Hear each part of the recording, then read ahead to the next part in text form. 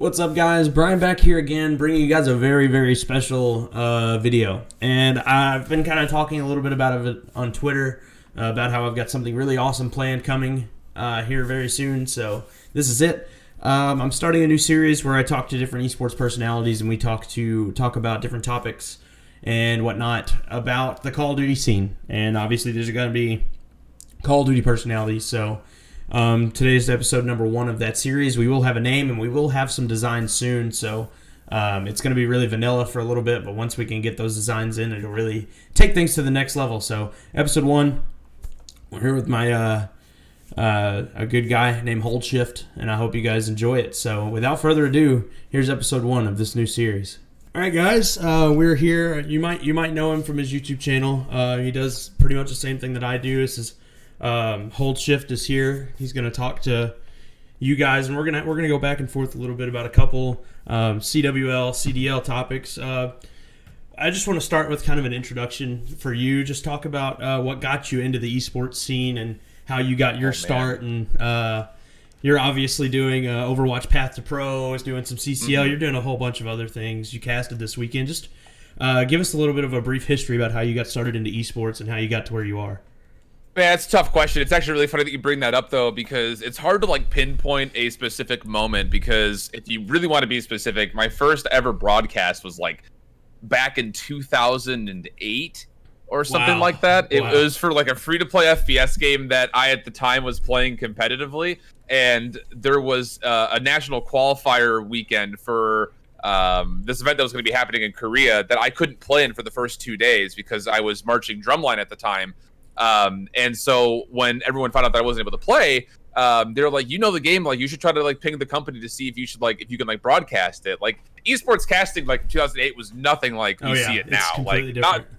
Not anywhere near it. So I got the opportunity to do that, and people was like, hey, you're actually pretty good at this. And from there until 2011, 2012, I did a couple of things here and there, but you didn't have your Golden Boys or your Mavens and stuff like that yet.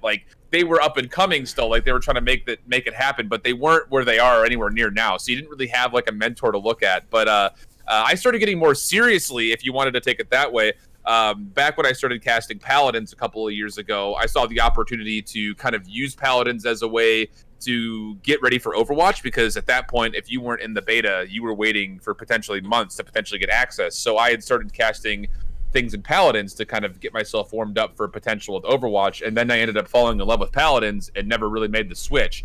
So I stayed and did that for about 3 years, and then as of last fall, things with Paladins kind of, I realized was not exactly where I wanted to be, and I left that scene and tried to make an outcoming into 2 major esports in Overwatch and Call of Duty. But I realized if I was going to do it, I had to put everything into it. So I actually quit my job and just started making content and tried to go from the ground up. And now we're in a spot where things are moving in the right direction. At least, it's still a huge grind, but it's definitely kind of paying off a little bit, at least so far.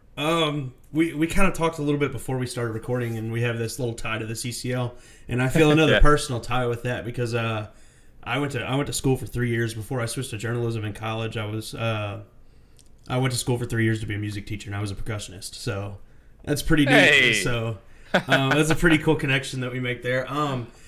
You obviously got to cast open bracket at Anaheim this year, which was probably an amazing experience. So cool. Talk about how you got that spot, how you got that gig, and I guess just getting your starts moving through the Call of Duty scene. The biggest thing, when I looked at Overwatch specifically, I had my opportunity because I saw a post come through that they were looking for open division casters, and I said, well, that sounds like a good idea. I mean, that's the best way that you could possibly get involved.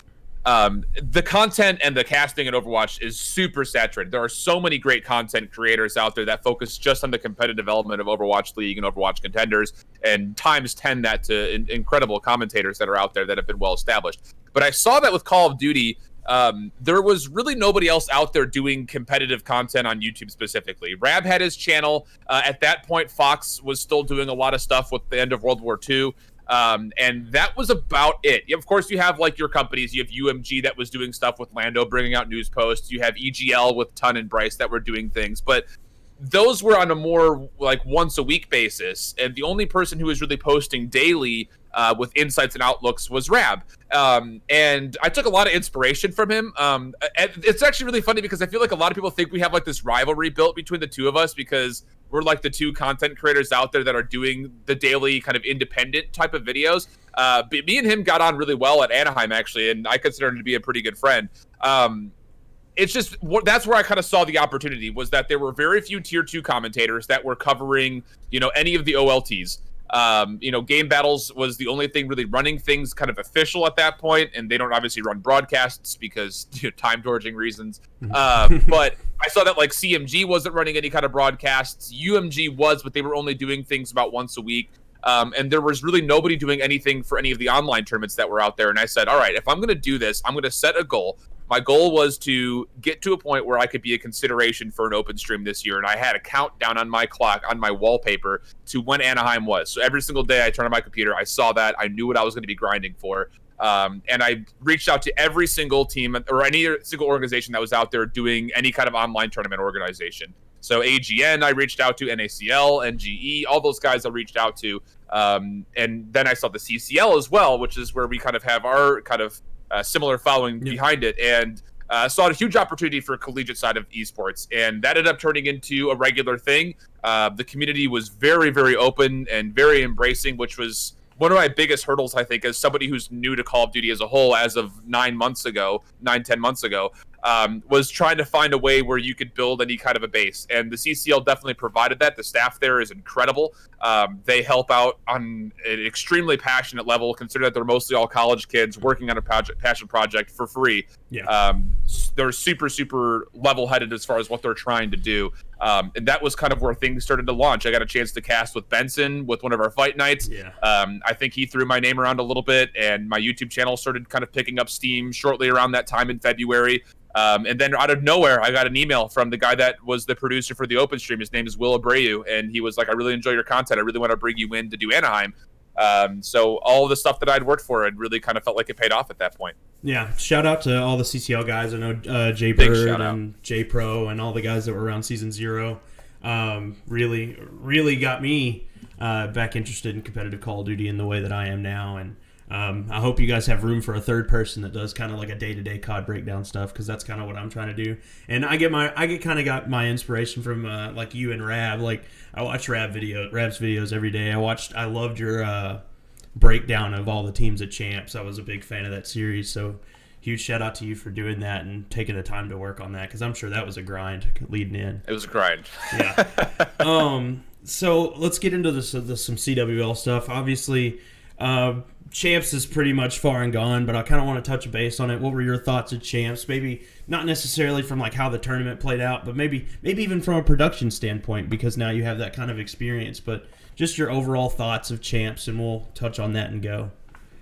I honestly, from the first get-go, I mean, the stage setup was incredible. The venue looked incredible. I have so much respect for the people that are working on the production, the staffing, the adminning, the talent, of course, for MLG and Activision. They have done an incredible job throughout the entirety of every single event they've ran. The PLQ could not have done any better, I think, for the game. I have never been more hooked on a tournament series before outside of the PLQ because of how the production was kind of bouncing back between all the different storylines. I thought they escalated that throughout the year. I loved the fact that they had the little bottom ticker that showed you what the current updates of the scores were on each of the individual streams. I thought that was great. It was an absolute treat to watch. As far as results go, I won't lie, I'm a little bit surprised. I didn't want to sit there and say that, United was not a favorite to go in, because obviously they were. I was a little bit more surprised as far as how one-dimensional Luminosity looked and how slow I think Splice was out of the gate. With their change, both of those teams having changes, those were going to be the make or breaks for them. And Splice obviously didn't have the greatest of Miami showings, and I was hoping that after the 3 weeks between Miami and Champs that they were going to be able to pick things up, and they had a good pool performance. But then after that, they kind of just fell apart, it felt like. My biggest go-to, and people who follow my YouTube channel think I'm way too biased, but that Enigma 6 team is absolutely nasty, and I still feel like people are still sleeping on those 5 players. They came out more prepared than I think any other team did, including United. I think United was just better at the game, but I think that as far as preparation between map modes and meta changes, Enigma 6, I think, put on the most impressive performance between them, preparation-wise, and Singularity. Those are my two teams that I think really took the cake as far as having upstarting and kind of shining moments, because that Singularity team, I think everybody slept on, including myself, up until I had a chance to talk to Phoenix, who he sent me his 60-page document of everything he had broken down on every single team. And I was like, these guys are going to win some shit because they are prepared. And that was the biggest thing. I was most impressed by those two teams in specific, and I think most let down by Splice. And I would say probably even Heretics. I think they had a pool where they probably should have performed to a higher level than they did. And it was kind of disappointing to see that their roster change didn't really work out for them as much as they were hoping. My big thing with Heretics, I'm going to stay on that a little bit. I feel like them going back to Spain put them in their heads. Every time they went back, they would always change roles and do all this other stuff. And they talked about that all year. And piggybacking off of, you and I had different views of E6. GodRx is one of my favorite players this year, and I think he did a phenomenal job, especially from Anaheim into the end of the season. His performance is unmatched from there, but I was never really sold on the E6 roster, especially after they got rid of Frosty. I felt like that was a tough move, and I still think that had they kept Frosty, I think they still could have replicated that performance at Champs. But I mean, I can't not say I'm not impressed with how they play. They played a heck of a tournament, and I kind of agree with you that they were probably the most prepared team out of, I guess, the Pro League teams. They just weren't as good as like the E-Uniteds and the 100 Thieves. And outside, excluding the obvious surprise of Gen G getting top 32, which is absolutely mind-boggling still to this day, I'd say E6 is probably the biggest surprise, them in Singularity. And then I feel like we actually got the top three that we thought we were going to get from the beginning with Optic, 100 Thieves, and E-United. I feel like those were the three teams that everybody circled at the beginning of the year. It was like, these three are going to be the guys. And it took us to Champs to get it, but we finally got that. So I feel like that was a good like cherry on top to the season, and ended the season on a right note. And shout out to Clay going 1,400 days without a tournament win, and then going back to back in the two biggest events of the year. So I thought Champs was really well put together this year. The stage was amazing. The talent's been good all year, and I feel like, especially going into franchising, I think it's only up from here. And the more and more we get closer to the start of the CDL, I think the more confident I am with franchising working out. So what are your initial thoughts on the shift into franchising, and how do you think Activision Blizzard's handling all of this, and as they're moving forward closer, as we've started the early signing period for the three teams that are already in that were in the CDL? So how do you think the CDL is kind of coming together now that we're getting closer? Love the idea of it. I think the application has proved itself with Overwatch League. I think that the biggest thing is, and I think if you're Activision, if you're trying to get into the heads of the people in the boardroom, is, we've got a product here. It's been flirting between the tier 1, tier 2 esports category, I think, for a lot of people's minds for the last 5 years, I would say. How do we get it to get out of stagnancy and start to move forward? And I think this idea is absolutely great for it. It opens up to a brand new audience, people who either do already follow Call of Duty, but maybe not competitively as much, people that don't follow Call of Duty, that are going to be essentially forced to because they're near a city. And I don't know if you are familiar much with how Overwatch League branded itself, but there are billboards up week 1 in Houston, in Dallas, in LA for all of those teams. And it at least poses a question in people's minds of, what is this? Why don't I know what this is? And maybe it pulls a Google search. Maybe, it gives you that little extra viewership that you're looking for. But I think the biggest thing is, with this style of format with city-based franchising, you're going to see more casual-minded players that have not cared for, maybe they're not the biggest Greenwall supporters like a lot of people are. Maybe they just didn't care about competitive Call of Duty. It's going to be the tipping point, I think, to get those people to start caring about it. And as much as the community has pushed back, losing Optic, losing the FaZe name, losing the 100 Thieves name, how much people seem to hate that, those people are still going to watch. 99% of those people are still going to watch at the end of the day. And maybe they follow the same teams that they currently love. Let's say that the Optic team gets picked up as an all 5-man roster. I'm sure that team, even if they were signed to Azerbaijan, let's just put it in perspective, they're still going to follow the Azerbaijans. You know what I mean? Like, that's just going to happen. But I think city-based franchising brings nothing but positives to the scene, because it creates not only great regionalism, but it also fosters a system that allows amateurs a more direct path as far as how do you earn your way there. And that's something that I think the Call of Duty scene has missed out on completely over the last couple of years, is the ability to build some sort of an academy or a farm system or a tier 2 system, however you want to frame it. That's the thing that's been really mostly missing. And I think, again, that just creates an extra large divide between the casual community and the competitive community, because you don't have the aspirations that are there, because either you're good enough to get noticed or you're not. Like you cite instances like Simp and Illy and Shotzi. All these guys have been building followings for the last 3 years since they were 16. And now finally they're going to start seeing that come to fruition. There has never been any kind of an open or a tier 2 division where you are getting a direct feeding system into how do you become a pro. And I think that that's, again, once that gets built, it's going to start to, again, foster more casuals to focus on competitive, and all of those things put together are going to start to build hopefully a system that moves us forward and it breaks us into that tier 1 scene definitively. I think more importantly, this was really the first year out of any of the competitive scene that as far as Call of Duty is concerned, that we saw people getting picked up in the middle of the season, like 18-year-olds that had never proven themselves. And I feel like that was a major step in getting the amateur circuit and the pro circuit to kind of more, I guess, coexist is the best word I can think of. And I feel like with the path to pro that they're going to be doing, I think that's just going to help. And now that we're in a franchise league, I think we're going to see more scouts, and I think we're going to see more professional-like things that are going to, I guess, shape the future of competitive Call of Duty, and I think build it for the betterment in the future. And I know Activision Blizzard has a lot of really big plans, especially in the first 10 years of this franchise. So it's going to be exciting to see what they're going to do. If you had to pick 5 people, pick your own, I guess, like a top 5 that you personally would like to, if you were the GM, we're going to play a little bit of armchair GM here. So 5 people that you would be most comfortable starting your own franchise with. And not for the same team, but just like if you wanted to pick one of the 5 to be your cornerstone, which 5 people would you pick to be that cornerstone? I think the first 2 that are pretty no-brainers are Simp and Octane. Yeah. I think as far as the polarity between the AR presence that Octane brought in this last game and obviously the sniper and SMG presence that Simp brought, I think those are your top 2 pretty definitively.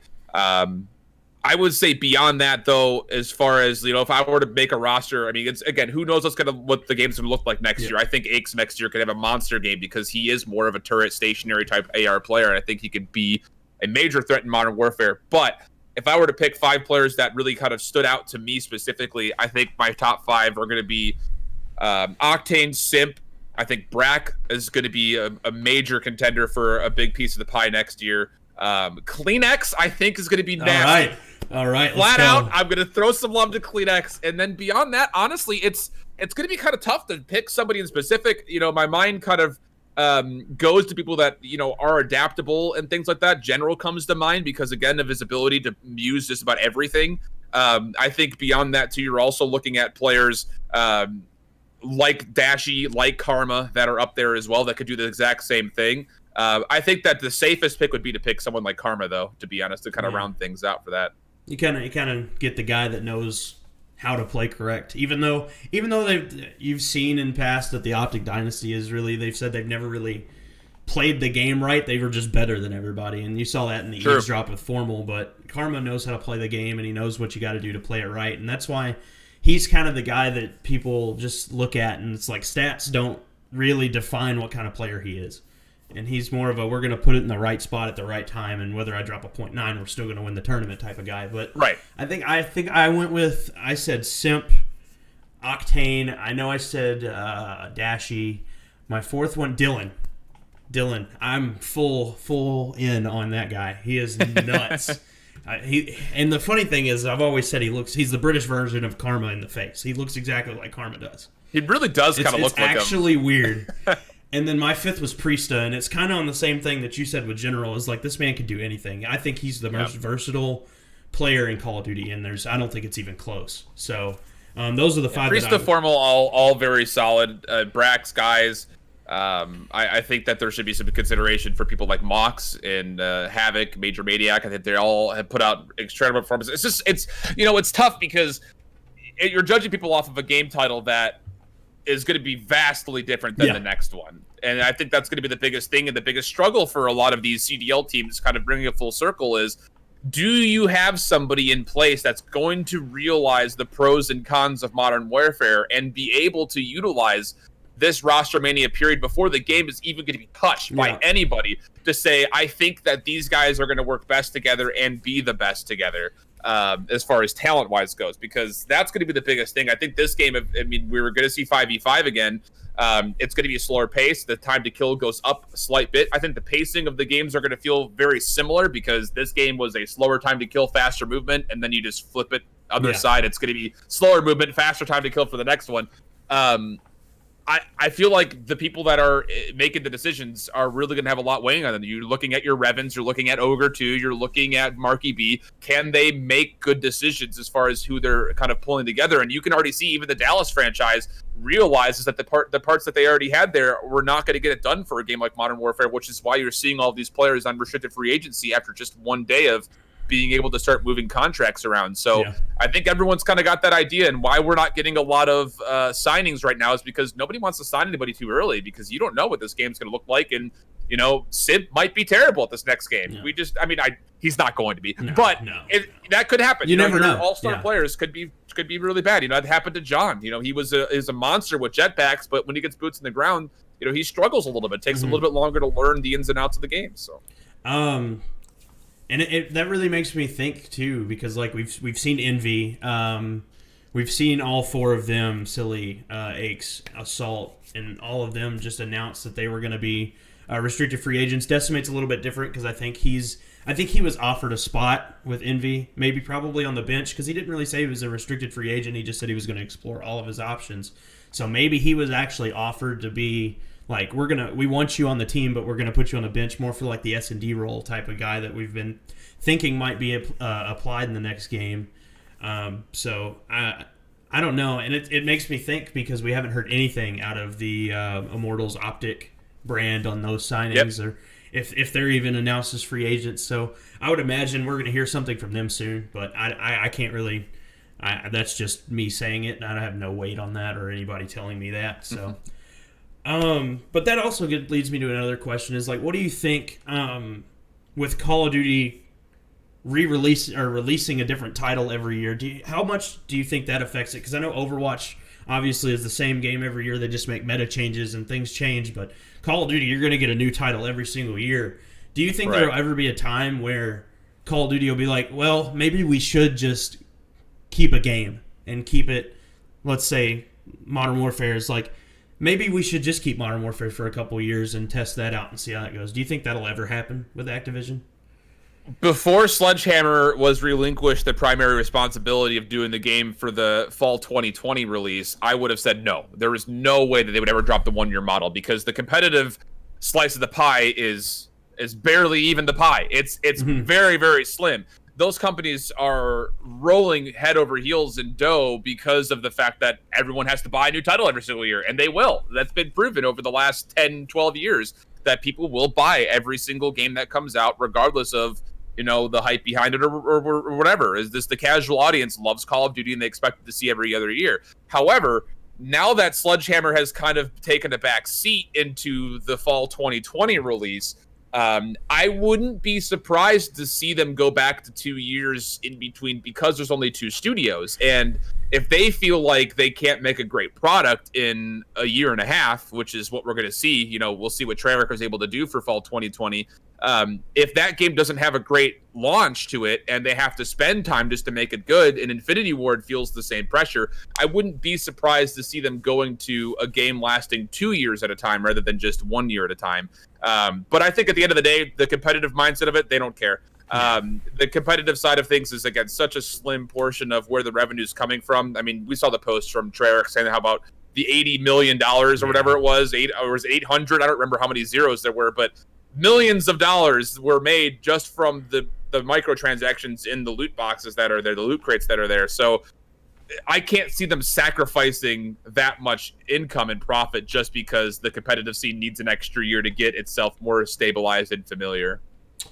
Yeah, I don't know. I feel like Activision, and you said it too, Activision's really all about the money, and that's what most companies are nowadays. There's just, if we're pulling in dollars, that's all that matters. And I feel like once if Call of Duty can ever get the developer support competitively that a lot of other esports like Fortnite's getting with their $3 million World Cup, if we can ever get even a fraction of that developer support, I feel like the esports going to take off. And I think it's a matter of time before that happens. It's not going to take off big time, I don't think, but I think it'll take off even in a little bit if we can get just a little bit more developer support as time goes on. Even the Fortnite example, I think, is one that you see it and you say, "Wow, that's a lot of money," and the developers must love their esports scene. They don't. I don't think they care about the esports scene at all. They throw money at it because they know it's going to keep people involved and keep people invested and keep people grinding. It's not just enough to keep people doing that. It's more than enough to keep people doing that. But you can see, the competitive community has outlashed how many different times about things like the balls, the sword that was the in, mechs now, and turbo the mechs building. that are in, the turbo building. The turbo building finally got reversed, but that wasn't until the casual community said that they didn't like it as well. The competitive community only holds so much weight. I mean, it's the same thing. Like, we had this conversation with a couple of friends the other day. Super Smash Brothers has, you would think, you hear it, and there's a competitive scene for it. You know, it's in the FGC, but Nintendo doesn't care about it. They're not going to throw money at it. I mean, it's one of the smallest fighting game pools that are out there. The only real games that do well for their competitive game, I would say, are the MOBAs in League of Legends and Dota 2. And one of those two examples, the only reason why it's as big as it is because 90% of the pool is crowdfunded. Yeah. So, it's one of those things that, you know, Valve really figured that out. You know, we don't have to spend a lot of our money doing it. The community that's out there loves it, and I think that's a route that more people need to take. You know, Smite, you know, as a really offhand example, did that one year with their Odyssey program where if you bought certain skin packages, the money from it went to the prize pool for World Championships, and it did well. I think that idea needs to be utilized even more so. Because again, you know, in a title like Call of Duty it's one of the biggest selling titles, period, in video games, but the competitive exposure is only so small. I mean, you're not going to see the companies sit there and say, if we throw millions and millions of dollars at it, will this eventually grow and be massive? You're not going to compete with your League of Legends. You're not going to compete with your Dota 2s. You're not going to compete with your Fortnites because of just the sheer amount of money that people are putting into it. So you have to make it just enough people will keep pursuing it. And I think that, you know, as much as a greedy stance that Activision gets, they're making the smart move. It's a smart business at the end of the day. So you can't blame them for it. But hopefully with the CDL, you know, kind of to bring it back full circle, is hopefully there's somebody involved that will kind of be another voice in Activision's boardrooms when it comes to, hey, by the way, like, we really need this to have a successful esports. Even at the minimalistic stages of it, because we can see that the production value is already there. Like everyone knows right now, it's just down to the game as a whole. Will they get the same kind of competitive exposure? Can we get rid of things like GAs? You know, because no other pro scene has things like where the pro players have to decide between a community of them. This is allowed, this is not allowed. It would be great if there was a line of communication to kind of help push the esports envelope more than just having it be a loose competitive envelope like we currently have. I agree. And you kind of changed my mind a little bit with that explanation, and I appreciate having a second voice kind of just telling me, giving me another point of view from it. So, the last question I have is probably a little bit of a selfish question, but if for me, and this is obviously I'm just getting started. All this stuff is I'm just getting the ball rolling, and I'm excited to keep going. But what kind of advice do you have for me as far as growing your name and growing your brand and growing your channel and just getting your head farther into the esports scene like I'm trying to do and like you're obviously doing? I think the biggest thing is there's an idea out there, and I'm still learning it myself, where it comes to work smarter instead of working harder. I think that as an up-and-comer, you know, whether you're out there watching this as another aspiring YouTube content creator or commentator or production specialist or whatever it happens to be for esports, there is a certain level where the work ethic definitely has to be there first. Before you can start working smarter, you have to prove that you're willing to work hard. At least that's what I personally believe. I value people, and I work with a lot of people, and I choose to work with a lot of people that work their tails off. And it might not bring anything in response. And I feel like to the people that I want to expose myself to, as far as, you know, putting my name out there and having a reputation established, I want to be known as the guy that is professional, that works his tail off. And I think that goes a long way. For me, for instance, we're doing for the CCL, we're opening up applications for more production people and more talent people as far as casting goes. And there are a lot of people out there that will just submit the application and won't even fill out the application the whole way through. And that says something, I think, about you in specific. I use the term you loosely. But as far as advice goes, I think that there are different ways to be successful in esports. And I think when it boils down to it, the biggest thing that you could do is be yourself and sell yourself, not try to be anyone other than who you are. When I was kind of up and coming, I probably still do have a very boisterous reputation of being a little bit loud. But I do that because I care. And I think at the end of the day, the people that work closely with me see that the reason why I get loud about things is because I'm passionate about it and because I care about it. And I could very well just, not say anything. And I could just be that quiet voice and just kind of keep my head down. But I feel like that's not true to who I am. Yeah, there are times where I've needed to rein things in a little bit and I have to be a little bit more restrained. But I want to put out a product that represents who I am, whether it's my casting or what I do on YouTube.